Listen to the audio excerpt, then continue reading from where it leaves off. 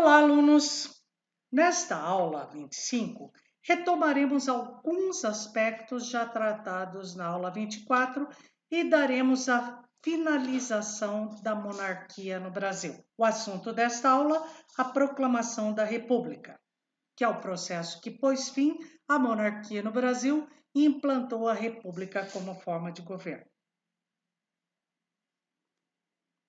Desde a independência do Brasil, e até mesmo antes, os movimentos de pré-independência já se discutia as ideias republicanas e o federalismo inspirada na independência dos Estados Unidos.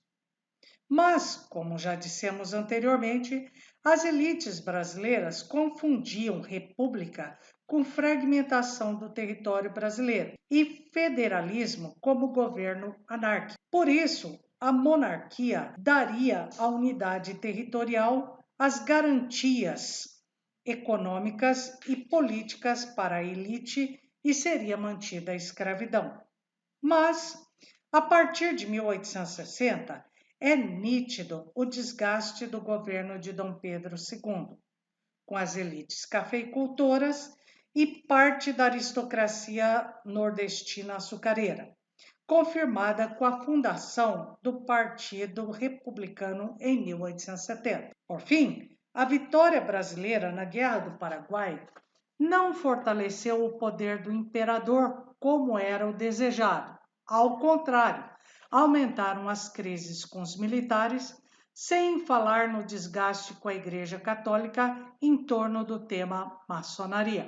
Em novembro de 1889, as relações entre exército e governo imperial estavam deterioradas. Deodoro da Fonseca, apesar de estar se recuperando de uma doença, toma a iniciativa decretando a prisão de Visconde de Ouro Preto, que era chefe do gabinete e presidente do Conselho dos Ministros. Ou seja, era o primeiro-ministro de Dom Pedro II.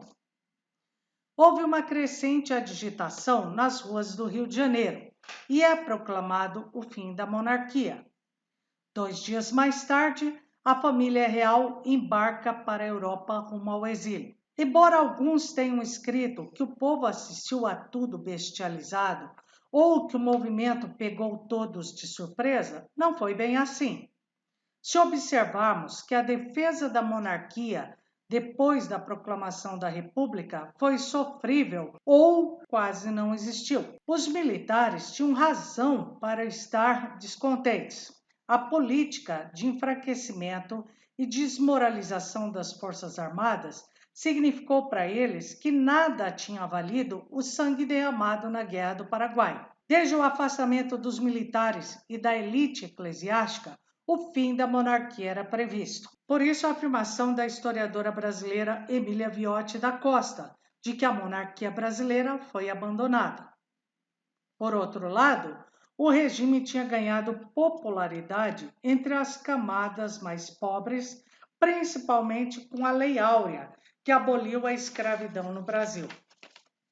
Afinal de contas, no discurso de alguns defensores do republicanismo de 1870, como Assis Brasil, não se cansava de dizer que era possível a compatibilidade entre republicanismo e escravidão. As elites cafeicultoras defendiam que a escravidão não deveria acabar com aquele decreto, mas sim pela lenta difusão do trabalho livre, que tornaria a escravidão antieconômica. Que decreto é esse? A Lei Áurea, é claro. Como vimos no Brasil Imperial, o voto era restrito aos que possuíam determinada renda. Em 1888, cerca de 10% da população brasileira participava do sistema político. É possível dizer que no processo de organização da nova ordem criada em 15 de novembro de 1889, havia divergências entre civis e militares quanto à participação na política. Os militares defendiam uma ditadura republicana, o que desagradava aos defensores do federalismo. Um dos pontos de queixa dos militares, exatamente no governo do Dom Pedro II, era a não possibilidade de manifestação política dos militares. No Brasil, também chegavam as ideias positivistas, que imaginavam uma sociedade organizada e controlada de maneira científica. O problema é que o criador do positivismo,